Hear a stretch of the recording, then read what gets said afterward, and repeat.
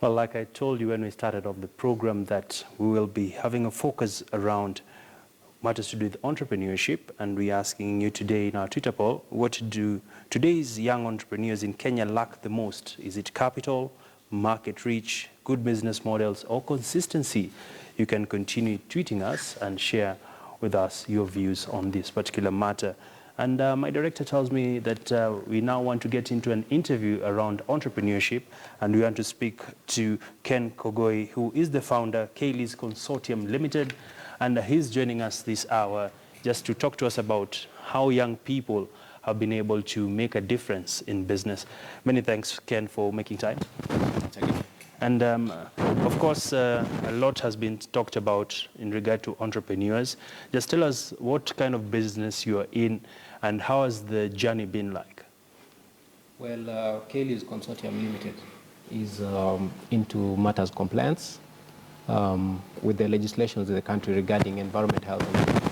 Because you find many enterprises actually begin, without people actually meeting the legislation in the country, like the Occupational Safety Act, the Environment Protection and Coordination Act. Most of these legislations are actually new, since you find that in Kenya we're actually growing in terms of safety, and a lot of people are really not aware, of these legislations. A lot of industries also, when you look at things like flower farms, we have what we call market pushed compliance. Yeah. Now, with the market push compliance, there are items which they're actually supposed to, adhere to before selling products, like, training safety and technologies, training people in first aid, fire safety, Yeah. and so forth. All right. Yeah. So we do trainings and, audits. So we'll be getting back to you shortly. Let's pause that conversation for a moment, because there's another interesting update and a story that is connected to this particular interview. And think of a contemporary brand in Nigeria is using a locally crafted fabric known as Aso-K to produce fashionable shoes and bags. Founder Tunde Owolabi, I beg your pardon, says that she wants to promote made in Nigeria products to help revive a declining textile industry and preserve Nigerian culture. Question is, would you buy shoes made in Nigeria? Tunde Owolabi, a budding fashion designer in Lagos, is selecting fabric designs for his shoe collection. The shoe line is inspired by Aso-K, a hand-loomed traditional fabric woven by the Yoruba community who come from southwest Nigeria. Tunde is making a mark in the country's fashion scene with his brand known as eThink, which creates colorful accessories, sneakers, boots, and sandals, all made from Aso-K. Tunde started his eThink brand a year ago. He says he wanted to explore working with a mix of materials that promote his country's heritage and to build a marketable brand. The designer works with a team of shoemakers at his factory in Lagos. Starting now makes me understand what I'm doing, and the challenges are great, but if at this difficult time I can overcome the challenges, by the time things get better, then we'll be smiling, because now Nigeria is looking into manufacturing with the fall in oil prices and all, and there can be a better time to be an entrepreneur, because now we have to look inwards, find new means of making money, find new means of getting things done and helping the country to prosper as opposed to oil. Tunde invested over $11,500 in the business and has already made a profit of nearly $20,000 from the sale of about 700 fashion pieces. Tunde has a staff of 6 people, but says he is looking to employ young designers to help create even more cutting-edge work. But the fashion industry is not without its challenges. Doing business in Nigeria is tough, and breaking into the mainstream fashion market in Africa and abroad is difficult. Nigeria is going through its worst economic crisis in years due to a fall in global oil prices. The government wants to wean itself off of oil and is encouraging local businesses to grow. We need to keep our feet on the ground properly. When we've overcome the hurdle of manufacturing, because it's still a bit of a puzzle for us. Sometimes you get the materials, sometimes you don't, and then you have to start looking for alternatives and how to balance it out. But once we're able to cross that hurdle, and we know that we can get the kind of materials we want readily available to us without breaking the bank, then we can start to produce things that will rival the international market, because the advantage they have is they have dedicated people, one, they have the materials available to them, and they have the financial backing. Tunde recently held an exhibition in Lagos that attracted over 100 guests, many of whom were impressed by his work.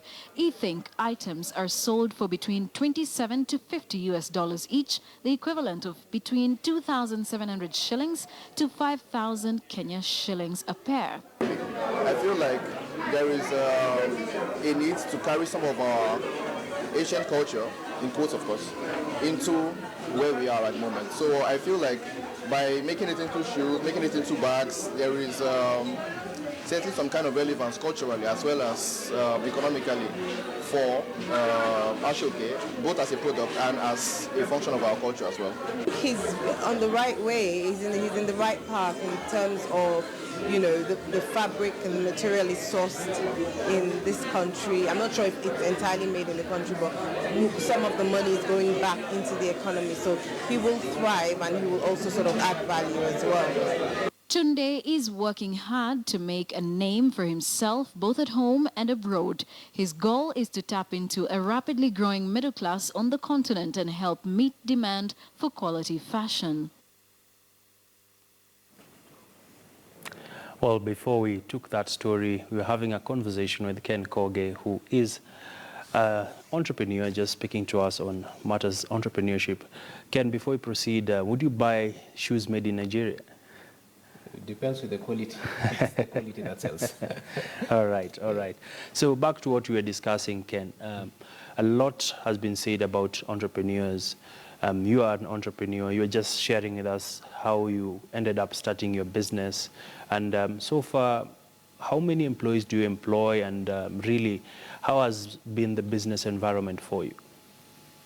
Well, the startup has actually been quite tough.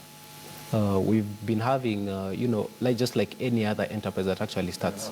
Of course, there is the issue of, you know, establishment of reliable human resource capital. And, you know, when you're starting, definitely you'll find yourself being the human resource manager, you are the accountant, you know, you are the manager, you are the marketer, you're everything. Yeah. Yeah. So actually the journey of growing and, you know, adding stuff has actually been, we've actually learned a lot of lessons, you know, through that road. Mm-hmm. And the best thing is, you know, the best thing about it is that we've been able to actually hire up to 14 people. We have 14 staff. We're very dedicated. And scaling up.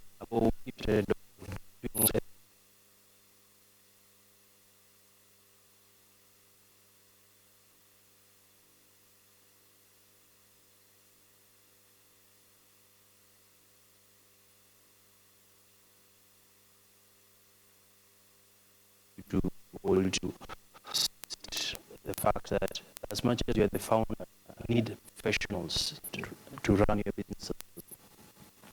two things: delegation and trust.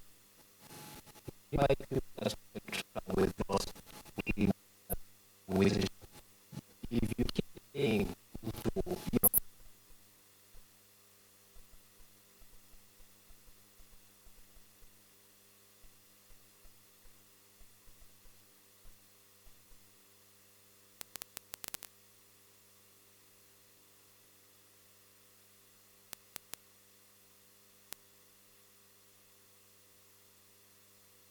well, being fully registered, that is actually a great thing that has actually you know, helped us in business.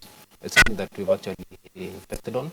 Yeah, we've invested in, you know, because you find that a lot of businesses, especially for young entrepreneurs, people start a business, but they don't want to put down capital for the fee, you know, and is consistency in the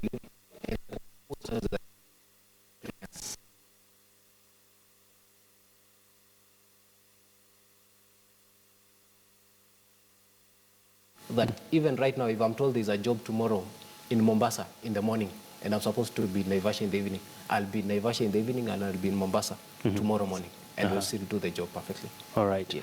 One of the biggest hurdles for entrepreneurs is how to start. You might have a good idea, you have the right skills, but what does it take to start? How did you start your business? Where did you get the money? And how have you grown your business over time? Well, I actually tell a lot of people this. The first thing that you must have is the will. The will. The will to, you must not even, it's not really a must that you do something, but you must have the will to want to do it. The will is actually very, very important. The moment you know you want to do something, establish, a whole, you must have the big picture in your head on it. Now, when we started, of course, matters finance is actually a challenge for a lot of organizations and institutions. I was actually forced to go back to employment.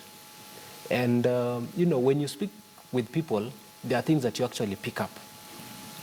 My former director, we once had a meeting with them in the morning, in one of our Monday morning meetings in Mombasa. And what he told us that there are two kinds of business. One that actually, the ones that, somebody saves to establish a business. And there is one that you start with what you have and you grow your capital. And that is where my mind actually so much opened. And I went back with what I had and I grew from that. I was alone. I had one employee who actually, the salary was actually about 4,000 shillings, and we struggled. She's very hardworking right now. She's still with us. Her pay has actually increased so much, and I'm happy for her. I was about to ask you that. Yeah. No, she's earning. All right. Right now, yeah. And maybe as we wrap it up, Ken, where do you see your business in the next 5 years? And perhaps talk to the young people out there in terms of how do you grow a business? Well, our future, we are also not looking, we're actually looking at, in terms of expansion to other countries. We've already done some business in Ethiopia, Tanzania, of course, Uganda. These, it's actually on a lower scale, but we intend to upscale it. We also intend to diversify. You can see, you can remember, a long time ago, we were just having a discussion before I came here with my friends. Remember, we used to have what we called, you remember video libraries? Yeah. They are nowhere right now. The business of cassettes and so forth. Yeah. So people really need to reinvent themselves and actually see what is ahead. Yeah. All right. Yeah.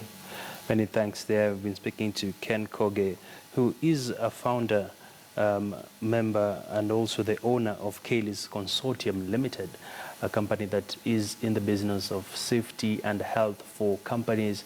Just sharing with us his journey. His business is now worth over 20 million shillings, and he's just started off in a simple way. Of course, so lots of inspiration.